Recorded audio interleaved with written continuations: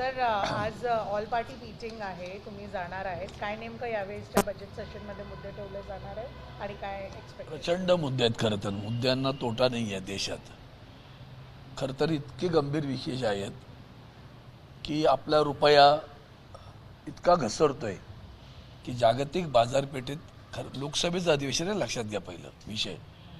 त्यामुळे जागतिक बाजारपेठेत आपली जी काही नाचक्की होते, म्हणजे उदाहरणार्थ पंतप्रधान असं म्हणतात, डॉलर जब बढ़ता है, रुपी जब गिरता है, तो देश की प्रतिभा क्या होती है. त्याचं उत्तम उदाहरण आता सुरू आहे सध्या. आणि जागतिक क्षेत्रामध्ये आपली नाचक्की जी होते ती भयावह आहे. देश म्हणून विचार केला तर अतिशय विभजनकारी विचारांनी देश नासवला जातोय. म्हणजे इतके द्वेषमूलक सगळे तुमचे सर्क्युलर्स जे काही निघत आहेत ते अशी निघत आहेत की एकमेकाबद्दल द्वेष निर्माण, प्रेम निर्माण व्हायच्या ऐवजी तेढ निर्माण व्हावं अशा पद्धतीचं काम आहे. एका बाजूला लाडकी बहीण म्हणायचं आणि त्या बहिणी खूप मिसिंग आहेत बरं का. बेटी बचाव बेटी पढाव म्हणायचं आणि लहान मुलींवर अत्याचार सुरू आहेत, त्याचं प्रमाण भयानक आहे. आणि हा विषय इतका गंभीर आहे की त्याचं मी 377 सादर केलीच आहे. पण मुळात इतका गंभीर विषय आहे. दुसऱ्या बाजूला महागाई लोकांना पोचलेली आहे. सगळ्यात महत्त्वाचं बेरोजगारीला काय म्हणजे मर्यादाच राहिली नाही. आता एकही शाश्वत नोकरी नाही, नोकरी शाश्वत नाही. सगळं कंत्राटी अप्रेंटिस असे सगळे प्रकार सुरू आहेत. पब्लिक सेक्टरचं वाटोळं करण्याचं काम सुरू आहे. आदरणीय स्वर्गीय पंडित नेहरूंपासून अगदी अटल बिहारी वाजपेयींपर्यंत सार्वजनिक उपक्रम निर्माण करून त्यातून रोजगार उपलब्ध करणं आणि सर्वसामान्यांना सोयी सुविधा मिळतील असं पाहणं. त्याच्या उलट जे काही आहे ते एकाच मालकाच्या दोन माणसांना विकत राहायचं, मग देश विकण्याचं काम सुरू आहे ते पाहिलं पाहिजे. व्यवस्था कुठलीच ज्या आपण देशाच्या स्टॅच्युटरीज बॉडीज म्हणतो आपण ज्याला फार महत्त्व आहे, मग ते न्यायिक व्यवस्थेपासून अगदी शेवटच्या डिस्ट्रिक्ट मॅजिस्ट्रेटपर्यंत जे काही सुरू आहे संबंध त्या न्यायालयांमधनं. इंग्रजीमध्ये म्हण आहे, जस्टिस डिलेड इज जस्टिस डिनायड. न्याय कुठं मिळतच नाही आता. आणि ज्यांच्या तक्रारी आहेत किंवा जे दाव्यामध्ये पक्षकार आहेत अशा लोकांकडनं माननीय सर्वोच्च न्यायालय स्वागत करून घेतं.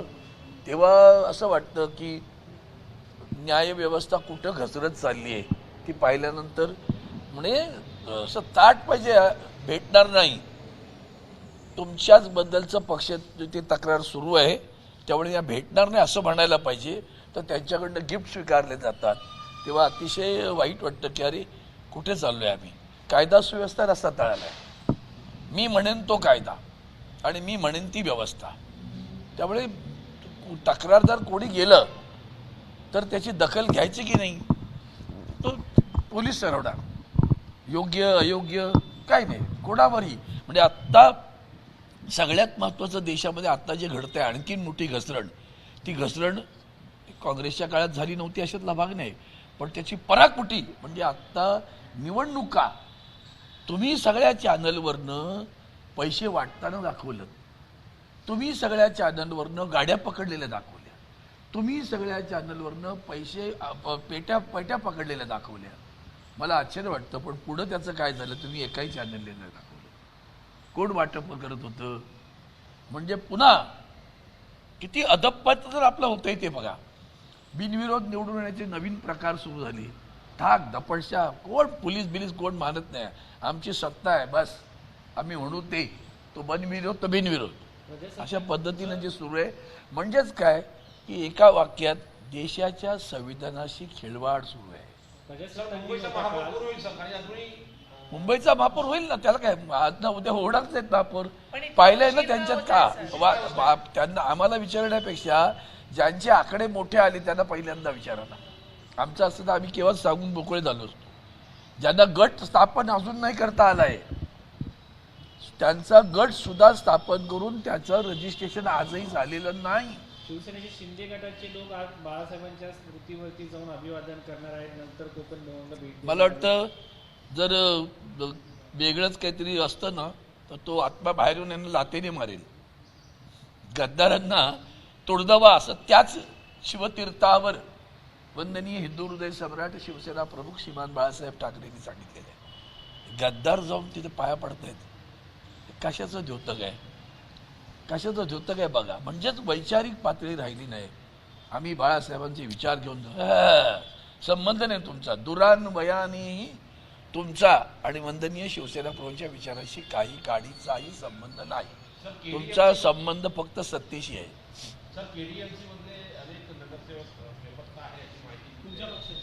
आम्ही केलं ना काल. आदरणीय उद्धवजी ठाकरे साहेबांनी काल सांगितलं. आमच्या सगळ्या जे नगरसेवक आले होते त्यांना स्पष्टपणे सांगितलं कुठेही जायचं नाही. आणि 4 बेपत्ते त्यांची पोलिसांकडे तक्रार पण केलेली आहे. त्यांचं कुटुंब सुद्धा चिंतेत आहे. नक्की कळत नाही ते कुठे आहेत ते. आणि हेच म्हणजे मग आम्ही जे बोललो तेच हे अदबपतन हे कुठल्या ठोकाला गेलं बघा. तर धाडसानं येऊन मतदान केलं पाहिजे. महापौरांची निवड अजून झालेली नाही. म्हणजे आम्ही सीड देशमुखांचं नाव घेतो आणि सांगतो एखाद्या विषयावर महाराष्ट्रावर अन्याय होतोय म्हणून राजीनामा फेकणारे सीड देशमुख कुठे आणि या औलादी कुठे, पैशासाठी आणि ईडीच्या आणि चोरीच्या भीतीने पक्ष बदलणारे कुठे. महाराष्ट्राचं किती अदबपतन होतोय पहा. डॉक्टर बाबासाहेब आंबेडकर जे घटना समितीचे अध्यक्ष होते त्यांचं नाव नाही घेतलं म्हणून एक महिला अधिकाऱ्यांनी संताप व्यक्त केला. त्याच्यानंतर आता वेगवेगळ्या प्रतिक्रिया उमटताना पाहायला मिळतात. तुमची प्रतिक्रिया काय? दुर्दैव आहे ना. खरं आहे ना. काल प्रजासत्ताक दिन तो कधी सुरू झाला. खरं तर 26 जानेवारी 1949ला सादर केलं आणि अंमलात आलं 26 जानेवारी 1950ला. संविधानाचा अंमल सुरू झाल्यानंतर ज्या पद्धतीनं या देशाचे भारतरत्न परमपूज्य डॉक्टर बाबासाहेब आंबेडकर यांनी संविधानातली सगळ्यात प्रमुख भूमिका त्यांनी संविधान ते सादर केलं. त्यांनी त्याच्यावर भाषण केलं. ते भाषण आजही बघा. आणि त्याच्यामधलं त्या संविधानामध्ये त्यांनी म्हटल्यानंतर तुम्हाला त्यांची आठवण येत नाही. भारतरत्न देता आणि ज्या संविधानाचा दिन साजरा आहे प्रजासत्ताक दिन. ती प्रजासत्ताक ज्याच्यामुळे आलं, ज्या संविधानामुळे, त्या संविधान करते कोण तर डॉक्टर बाबासाहेब आंबेडकर आहेत. तर त्या भारतरत्न डॉक्टर बाबासाहेब आंबेडकरची आठवण येऊ नये तुम्हाला. जातीवादी इतका पोटात तुमच्या जात आहे ना. खाणेवाडी लोक आहेत अक्षरशः. केळस येतो सांगतो. लाडकी बहीणचे आता 2100 रुपये केलं जाणार. एकनाथ करणार. अहो तिला सुरक्षा द्या. ताई तुम्हाला मी एक उलट सांगतो. मला सांगा त्या लाडक्या बहिणीला कधीतरी विचारून या ना बाबा. माझं तर तुम्हाला सगळ्या चॅनल लागता. जेवढ्या म्हणून लाडक्या बहिणी येतात त्यातल्या काही महिलांना तरी जाऊन भेटा आणि विचारा तुमचे पती काय करतात. समजा जर त्याचे पती चांगल्या नोकरी करणारे असतील तर त्या घेतील गाव. पतीला 50,000 1 लाख रुपये जर पगार असेल तर ती महिला घेईल का. मुलाला चांगला पगार असेल तर ती 1,500 रुपयासाठी जाईल का. करायला विचारायचं आपण. म्हणून मगाशी म्हणालं बेरोजगारी हा जो काही प्रकार आहे ना पाहिला पाहिजे आपण. आणि म्हणून ते जे लाडक्या बहिणींच्या बाबतीतलं 2100 करायचं काय पण करा. वेळेवर देता येत नाही तुम्हाला. निवडणुकीत देत होते 14 तारखेला. 15ला निवडणूक आणि 14ला 2 हप्ते. अरे वा. एक ॲडव्हान्स. हाही भ्रष्टाचारच आहे ना शेवटी. म्हणून हे सगळे जे प्रकार सुरू आहेत. विकत घेतला श्याम तसं विकत घेतला मतदार असा एक नवीन प्रयोग आता आमच्या संविधानाच्या विरोधात या देशातील सत्ता पक्षाची लोक करत आहेत. आदित्य ठाकरे नेहमी पर्यावरणावरती बोलत असतात. आता पुण्याच्या मुळा मोठ्या निधीमध्ये मोठ्या प्रमाणात अंतर्गत सिमेंटचं बांधकाम केलंय. त्याच्यावरून प्रश्न उपस्थित करण्यात आले. आज नाशिकच्या तपोवनातील वृक्षतोडीच्या संदर्भात देखील सुनावणी आहे. एकीकडे आपण प्रदूषणाचा सामना करतो, दुसरीकडे अशा परिस्थिती पाहायला मिळतात. जय श्रीराम नाव घेतात आणि तपोवनातली झाडं तोडतात. लाज लज्जा म्हणजे प्रभू रामचंद्रांचं म्हणजे क्षमा मागून सांगतो. नकारे त्या देवताचा आमच्या बाजार मांडू. प्रभू रामचंद्र आज्ञाधारक होते, लोभी नव्हते. त्यांनी नाही म्हटलं की लंका माझी आहे, मला लंकेचा राजा करा मी जिंकलो तरी. त्यांनी नाही म्हटलं किष्किंधाचा राजा करा मी जिंकलो तरी. त्यांनी नाही म्हटलं 50 खोके रावणा घे आणि मला तिथे असं नाही म्हटलं ना. कशासाठी प्रभू रामचंद्राचं नाव घेता. का त्या आमच्या दैवताचा बाजार मांडता. देवतांचा बाजार मांडलेला आहे. गुलामांचा राज्य आहे. आणि म्हणून या सगळ्या प्रकरणामध्ये आपल्याला खरंच सांगतो खूप गंभीरपणे विचार करावा लागेल. अंजली भारती म्हणून एक गायिका आहे. त्यांनी मुख्यमंत्र्यांच्या पत्नीबद्दल अत्यंत आक्षेपार्ह विधान केलं. हे बघा कुठल्याही स्त्रीचं असं अवमान करणं, आपल्याकडे स्त्री दाक्षिण्य असा शब्द वापरला जातो, आणि तो कोणाची असू द्या, ती पत्नी आहे म्हणून नव्हे, ती मुख्यमंत्र्यांची पत्नी म्हणूनच नव्हे, कुठलीही स्त्री असू द्या, तिचा अवमान होता कामा नये. आणि ज्यांनी कोणी केलं असेल त्याच्यावर कारवाई झाली पाहिजे. शिवसेना यावेळेच्या अर्थसंकल्पीय अधिवेशनामध्ये याची प्रमुख मुद्दे काय असतील? शिवसेना उद्धव बाळासाहेब ठाकरे पक्षाचे. बघा, महाराष्ट्र म्हणून विचार केला तर महाराष्ट्रावर प्रचार म्हणजे मुळातच सांगतो ना, तो जो स्रोत आहे ती लोकसभा, तिथंच सगळं अन्यायकारक घडतंय, तर त्या महाराष्ट्रात काय घडणार आहे वेगळं? किती किती खोटं बोलून गेलात तुम्ही. वेदांत फॉक्सकॉन गेलं तर तुम्ही सांगितलं होतं सगळ्यात मोठा उद्योग आणून देतो, आला का? मुख्यमंत्र्यांनी 30 लाख आता दावोसला गेले सगळे, ते मुंबईतल्या जवळपास असणारे सगळे उद्योग तिथे जाऊन सह्या केल्या. कशाचीच म्हणजे लाज लज्जा राहिलेली नाही आहे, आणि बस लोकांना फेकत राहायचं आणि करत राहायचं. म्हणून मगाशी मी म्हणालो, मुद्दा महत्त्वाचा बेरोजगारीचा आहे, महागाईचा आहे. आज आपल्या प्रिय मित्र ट्रम्प यांनी आपल्यावर जी प्रियपणे 500% टॅरिफ लावण्याचा जो विचार केलाय, कधी केलं का? त्या व्यापारी आमचे, खास करून ज्वेलरीमधल्या लोकांचं सगळ्यात जास्त त्यांचं नुकसान झालेलं आहे.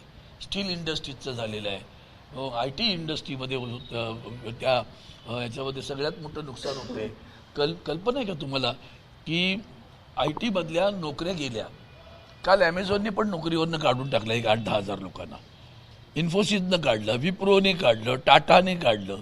नोकऱ्या गेल्या, वाढल्या नाही. बरं, बेरोजगारांचं प्रमाण भयानक आहे, आणि मग तो गंभीर प्रश्न आहे देशापुढचा. डाव्यांचा एक मोर्चा मुंबईकडे वाटचाल करताना पाहायला मिळतोय. विविध मागण्यांसाठी ते रस्त्यावरती उतरलेले आहेत. आणि त्यांचं म्हणणं आहे की तुम्ही जे आश्वासन दिले सरकारच्या वतीने ते लागू करा, त्यासाठी आम्हाला मोर्चा काढावा लागतो.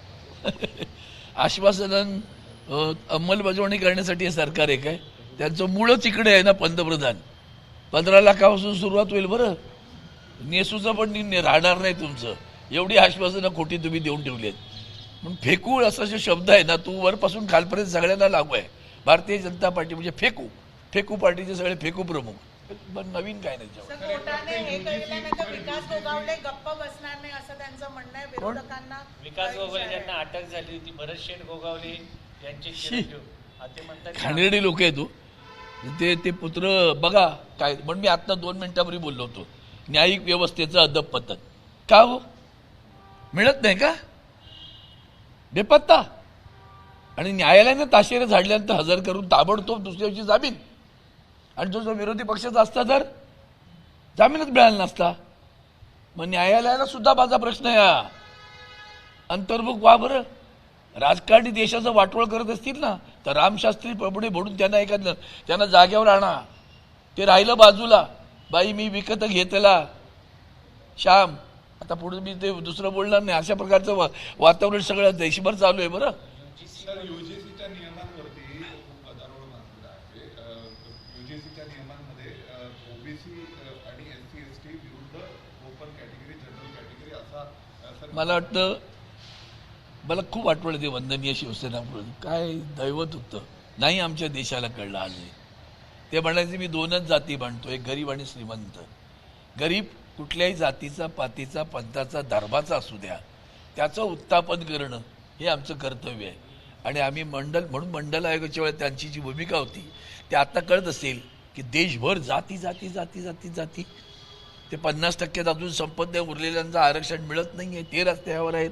आणि या सगळ्या पार्श्वभूमीवर तुम्ही UGC विद्वान लोकांनी जे काही नवीन प्रकार केलेत, तुम्ही तेढ निर्माण करताय की सलोखा निर्माण करताय?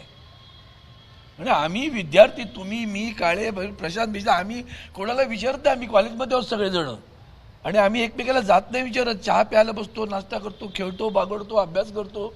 आज आम्हाला आठवणार आहे मी OBC आहे, हा SC आहे, तो ब्राह्मण आहे. कशासाठी करताय? संविधानात आहे ना त्यांना तरतुदी, त्यावर ते जातील. असं एखाद्या कुणी अन्याय केलं तर. पण हे जाणीवपूर्वक आज दाखवायचं एक की आम्ही यांना न्याय देण्यासाठी हे सगळं करतोय. तुम्ही तेढ निर्माण करताय. न्याय राहिला बाजूला, त्यांना एकेकाला जात आटून बिचारे विद्यार्थी एकत्र खेळणार, बागणार, त्यांच्यामध्ये जाती निर्माण करण्याचं काम जे UGC करते त्याचा निषेध करावा तितका थोडा आहे. दाखवायचे दात वेगळे आहेत, तुमचे खायचे दात वेगळे आहेत. एबीपी माझा, उघडा डोळे बघा नीट.